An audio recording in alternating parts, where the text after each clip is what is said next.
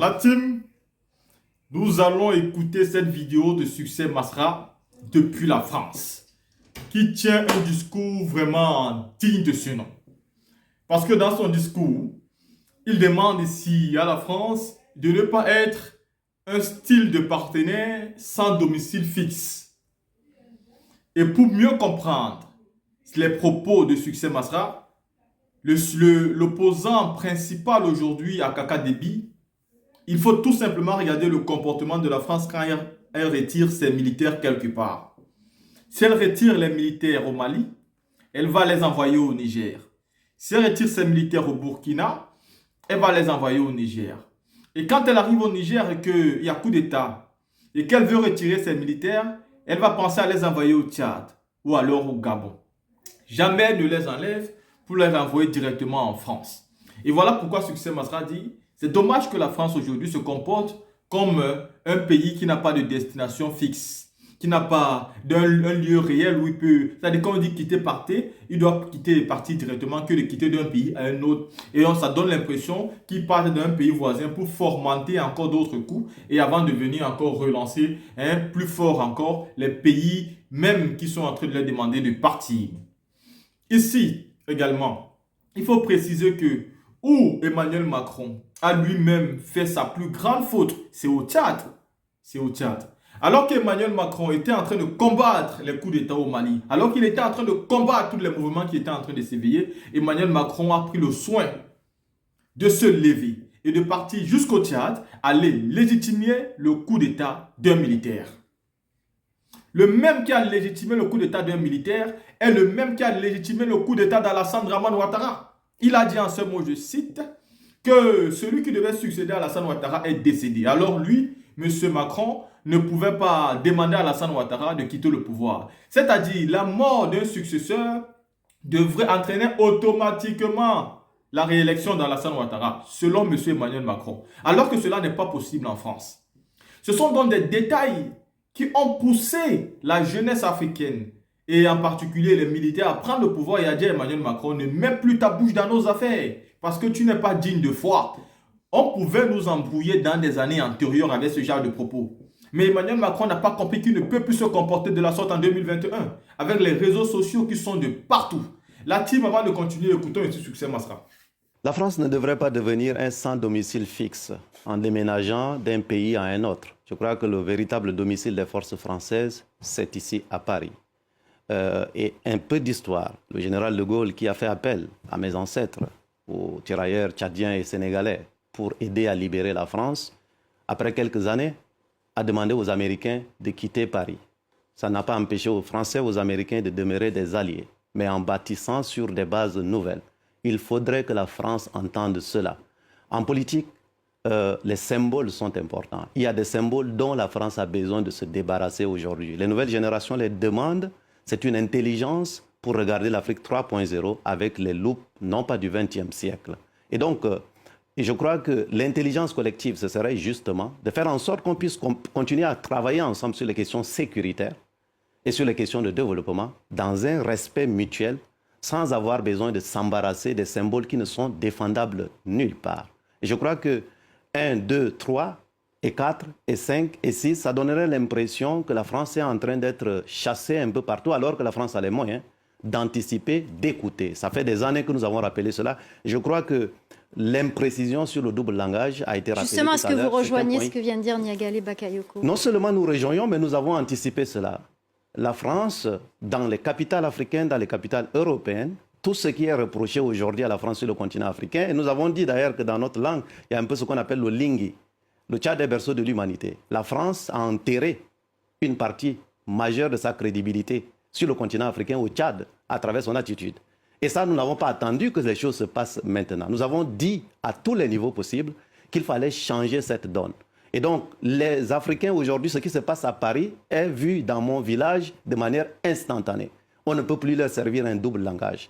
Et on ne peut pas expliquer à des Africains civils ou militaires formés dans les mêmes endroits que des dirigeants de France ou des États-Unis qu'ils n'ont pas la lucidité de comprendre ce qui est utile pour le XXIe siècle avec une génération décomplexée qui peut bâtir des partenariats avec tout le monde, y compris la France, mais à la France de s'adapter et de faire en sorte qu'elle devienne un partenaire avec lequel on peut travailler dans la dignité. C'est ça l'enjeu, c'est ça l'avenir. Vous voulez réagir, Niagalé ?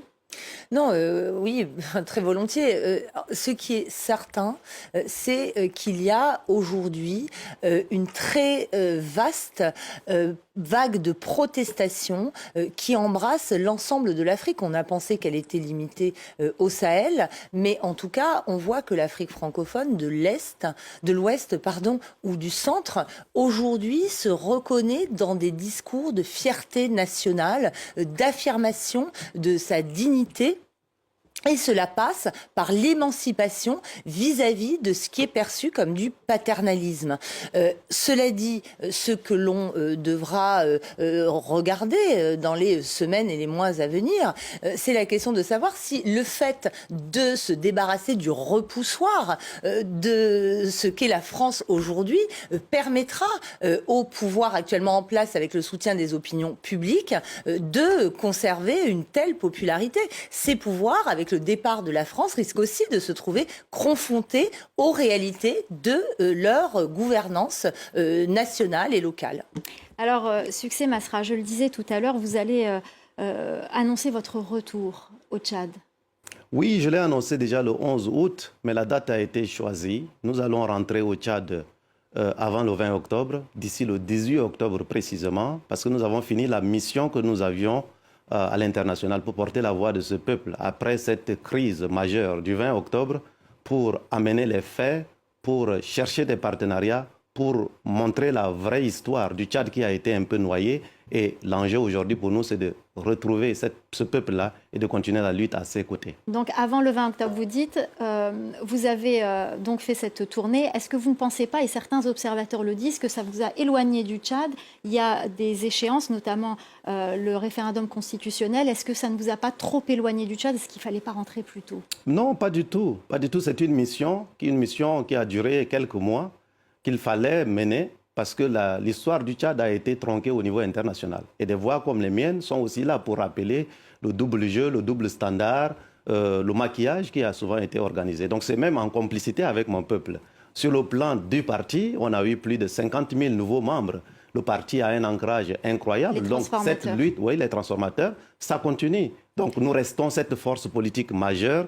C'est un travail qui a été accompli à l'international. Ce travail est terminé et je repars auprès de mon peuple avec l'espoir que nous pouvons trouver un accord de réconciliation sur la base de la justice et de l'égalité. Justement, où en est le dialogue national? De réconciliation, vous voulez dire il y a un stock je dirais, de problèmes politiques avant le 20 octobre qui devait être la fin des 18 mois annoncés par la junte arrivée au pouvoir, qui n'ont pas respecté leurs paroles sur cette donne-là. Il y a donc un stock de problèmes politiques qui n'avaient pas été résolus avant le 20 octobre. Puis il y a un stock de problèmes nés après le 20 octobre avec les massacres qui ont eu lieu. Donc il faut résoudre les deux.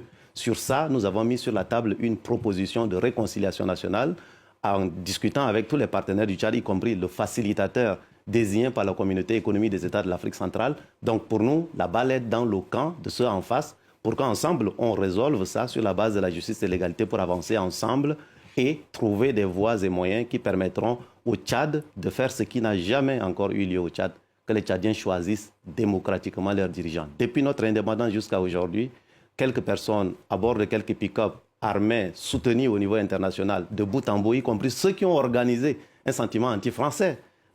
Par exemple, le président Déby avait rappelé qu'il voulait quitter le pouvoir, la France l'a imposé, que la France a assassiné le premier président tchadien parce qu'il a donné le pétrole aux Américains. Tous ceux-là ont bénéficié pourtant d'un soutien de Paris de bout en bout. Aujourd'hui, les Tchadiens et les nouvelles générations, que ce soit à N'Djamena ou à l'autre au Sénégal, où mon ami Sonko est en train de souffrir aujourd'hui dans les prisons, nous voulons une Afrique décomplexée, nouvelle, capable de travailler avec tous les partenaires, mais une Afrique où les Tchadiens, les Africains choisissent leurs dirigeants. C'est ça l'enjeu, c'est ça que nous allons continuer à mener comme lutte. Merci beaucoup. Quand on finissait d'écouter Succès Masra, nous sommes totalement d'accord avec lui. Il faut que la France d'Emmanuel Macron rentre quand il faut rentrer, directement chez elle. Mais plus qu'elle cherche encore un lieu où elle va préparer un coup pour attaquer un autre pays. Non, elle a décidé elle-même d'acclamer certains coups d'État et de combattre d'autres. Voilà son 2 poids 2 mesures qui ne peut pas passer. On ne peut pas venir défendre M. Mohamed Bazoum pour quelques intérêts que ce soit. On ne peut pas venir défendre Kaka Déby pour quelques intérêts que ce soit. On ne peut pas ignorer le coup d'État de Oligui Nguema au Gabon pour quelques intérêts que ce soit. Et parti par la même occasion, combattre Assimi Goïta, de combattre également Mamadi Doumbouya, de combattre Abdourahmane Tchani et de combattre Ibrahim Traoré. Et espérer que la jeunesse africaine va vous soutenir pour une raison que ce soit. Nous ne disons pas que vous n'avez pas de soutien en Afrique, mais ces soutiens sont des trades, sont des vendus et ils sont minimes. La grande majorité du peuple africain aujourd'hui ne soutient que les coups d'État qu'ils ont fait pour déstabiliser les dictateurs, pour déstabiliser ceux-là qui trichent les élections, pour déstabiliser ceux-là qui ne respectent pas la Constitution et pour déstabiliser ceux-là qui changent les règles du jeu. Et ces militaires ne peuvent pas faire des coups d'État pour organiser les élections et partir. Non. Ils font des coups d'État dans des pays qui ne sont pas stables, où il n'y a pas la paix. Il faut donc réorganiser d'abord ces pays-là, les réorganiser avant d'organiser les élections. C'est clair, il ne faut jamais faire l'erreur que le président Laurent Gbagbo avait fait. Parce que lui, en organisant les élections en 2010, c'était une erreur. Dans un pays instable, il ne faut pas organiser les élections. Il faut la stabilité avant toute chose, avant toute élection. C'est ça l'erreur du président Laurent Gbagbo dans son temps. Le fait de ne pas organiser les élections dans un pays qui était totalement divisé a été très très mal parce que l'impérialisme s'est servi de ça pour retirer le président du pouvoir. La team CC étant dit, à vous de faire vos commentaires et de partager, liker, aimer la chaîne YouTube et activer la cloche de notification pour les prochaines vidéos.